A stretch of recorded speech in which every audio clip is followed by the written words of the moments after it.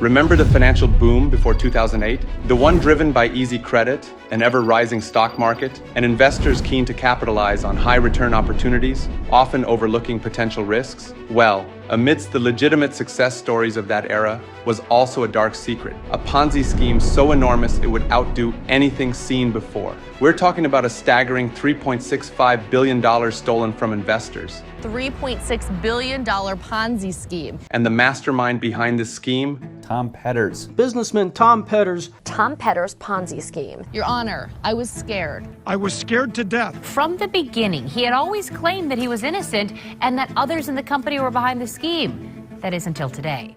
Now, don't mistake him for a typical Wall Street player. Nah, Tom was different. He projected the image of a philanthropist and a self-made Midwesterner, a charming billionaire who built his company, Petters Group Worldwide, from scratch. He even had stakes in well-known brands like Polaroid and Fingerhut and controlled Sun Country Airlines. But behind the dazzling facade simmered a dangerous truth. Unbeknownst to the world, Petters' fortune wasn't built on savvy investments or groundbreaking products. It was a house of cards constructed with only one thing: deception. Top story this morning, the mastermind behind the state's largest Ponzi scheme. $3.7 billion Ponzi scheme. It's a horrible excuse, but I lied. He did end up admitting guilt today. He was sentenced to 50 years in prison. It was the biggest fraud in the nation's history before Bernie Madoff. Until his accomplice turned snake.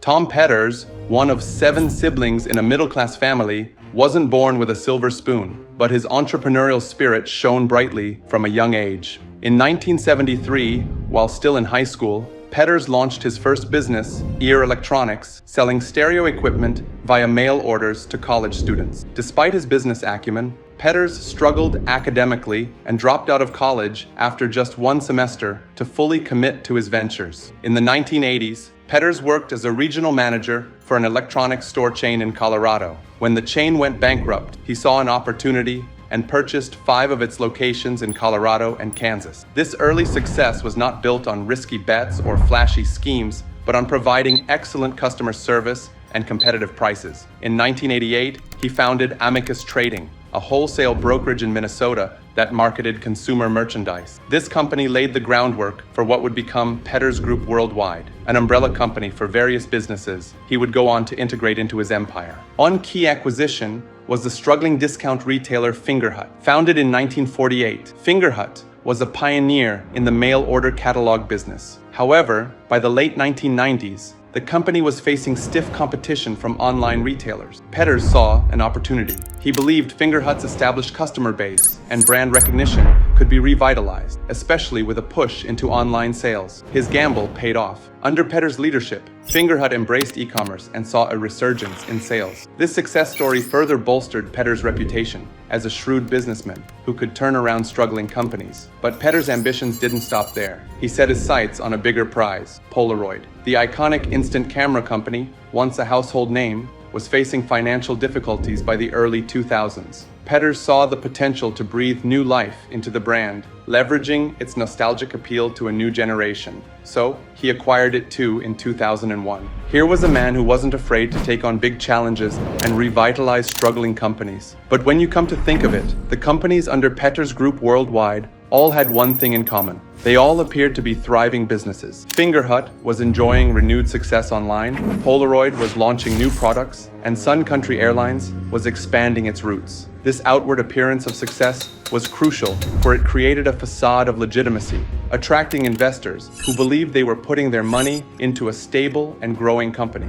This meant that the success of Petters Group Worldwide wasn't based on real profits or genuine growth. But how did Petters then manage to maintain this illusion of profitability for so long? What was the secret behind the seamless operations that fooled so many? To understand this, we need to rewind a bit and look at how it all began.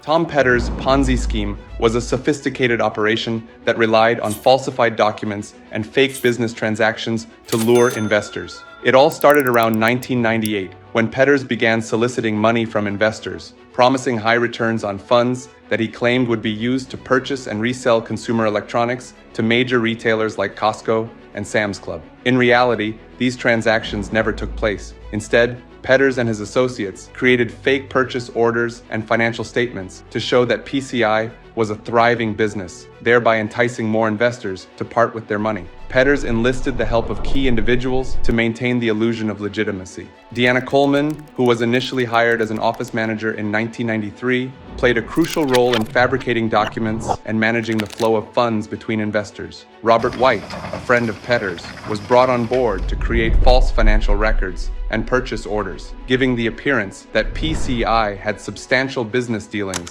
and was financially robust. Over the years, Petters also collaborated with Larry Reynolds and Michael Catane, who helped launder money through their business accounts, further masking the fraudulent activities. To attract investors, Petters often signed promissory notes and provided personal guarantees, which made the investment opportunities seem secure. High-profile victims included hedge funds, pastors, missionaries, and retirees who were all deceived by the elaborate facade. Investors received payments that appeared to be profits, but were actually funds from new investors, a classic characteristic of a Ponzi scheme. But, as we've already discussed, Mr. Petters was not your average con artist. Nope, he knew how to cultivate an image and then also exploit it to perfection. You see, right after his son's tragic death in 2004, Petters pledged a whopping $14 million to Miami University. This wasn't just random generosity. It included funding a center for leadership and ethics, a clever way to build trust by associating himself with positive values. But Petters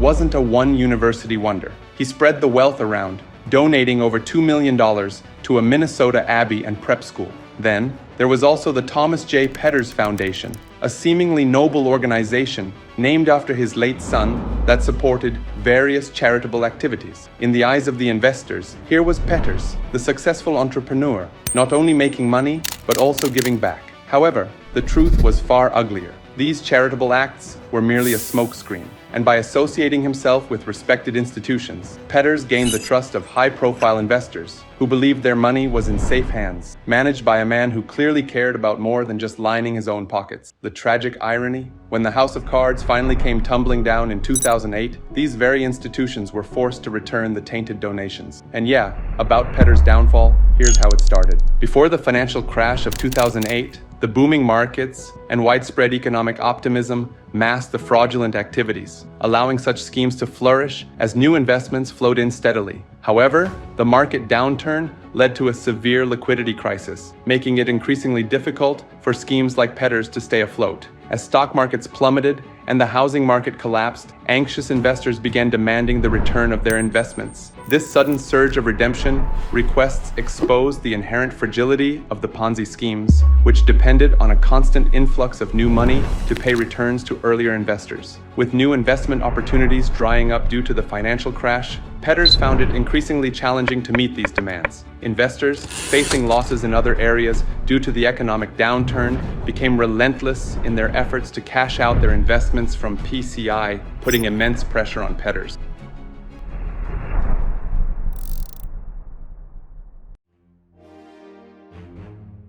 It was during this turbulent period that Deanna Coleman, Vice President of Operations for Petters Co., confessed, leading to the prosecution of Robert Dean White as well. Both individuals made plea bargains with federal prosecutors in exchange for providing the government with information on how the scheme worked. Coleman and White related that, at the direction of Petters, they would fabricate documents for Petters and others to use in obtaining billions of dollars in loans. Coleman even wore a recording device to capture conversations with Petters and other associates, gathering crucial evidence that detailed the extent of the fraud and the conspirators' efforts to cover it up. The FBI and the U.S. Postal Inspection Service launched an extensive investigation. On September 24, 2008, the authorities conducted coordinated raids on Petters' offices, homes, and other properties. They seized a trove of documents and electronic records that detailed the intricate web of deception Petters had woven over more than a decade. Within days, PCI filed for bankruptcy, unable to sustain the facade any longer. On October 3, 2008, Petters was arrested after authorities learned he was considering fleeing the country. A massive scheme unraveled eventually when the FBI raided his corporate offices in September 2008. This arrest was a pivotal moment, bringing to an end one of the largest Ponzi schemes in U.S. history. The media frenzy that followed was intense. Reports of this massive fraud dominated news cycles, with journalists detailing how Petters deceived investors with fake purchase orders and fabricated financial statements. The collapse also had widespread financial implications, causing significant losses and leading to bankruptcies for businesses entangled with Petters' operations. During his trial, which began in October 2009, the prosecution presented overwhelming evidence against Petters. Key testimonies from former employees, including Deanna Coleman, and detailed financial records played a crucial role. The defense's argument that Petters was unaware of the fraud was dismissed by the jury, leading to his conviction on 20 counts, including conspiracy, wire fraud, and mail fraud. On December 2, 2009, Petters was found guilty and later sentenced to 50 years in prison. The judge emphasized the need for a long sentence to deter others from committing similar crimes.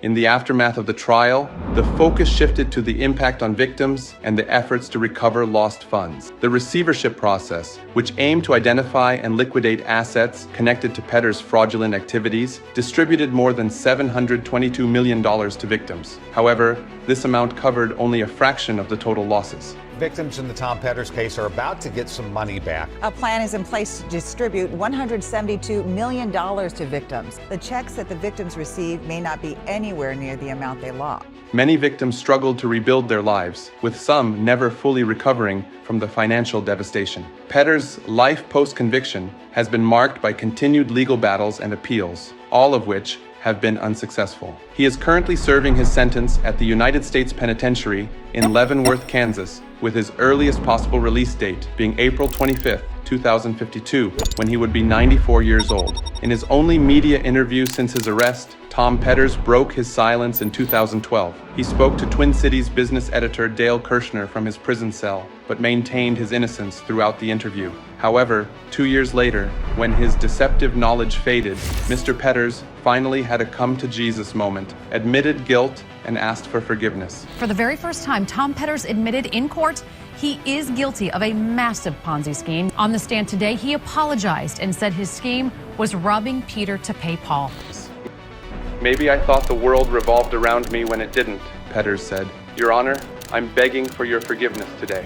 Your Honor, I was scared. I was scared to death. I kept thinking about my kids being gone from them for the rest of my life. I'm sorry I lied in the courtroom, on the stand. I didn't want any more trial. It's a horrible excuse, but I lied. I'm begging for your forgiveness. I would have taken a 30-year cap to avoid going to trial. As God is my witness, I made a terrible mess of things. I apologize. But at that point, it was already too late for Mr. Wonderful Petters. His forgiveness was not accepted, and he is still serving his 50 years behind bars. Tom Petters will be heading back to federal prison in Kansas. Petters is currently serving a 50-year prison sentence. So, what does the Tom Petters story teach us? Forget everything you think you know about Ponzi schemes, for Petters wasn't running some shady back alley operation. He was a respected businessman, a pillar of the community. Yet he flew under the radar for years, proving that even the most seemingly trustworthy figures can be hiding secrets. The truth is, greed can take many forms, and it can lurk anywhere. Here's the challenge. Can you spot the next Tom Petters before it's too late? Think about it. Maybe there are some red flags you've been overlooking in your own financial world. Today on the stand, again under oath, his voice was cracking with emotion. Petters said, quote, "Your Honor, I was scared. I was scared to death. Kept thinking about my kids and being kept from them the rest of my life." Now, Petters told the judge that his life has come full circle, back to the days as a boy growing up in St. Cloud. He said he thought the world revolved around him and realized that it didn't. Thanks for hanging out with me today. If you found this video interesting, please consider subscribing. Until next time, this is Legenomy.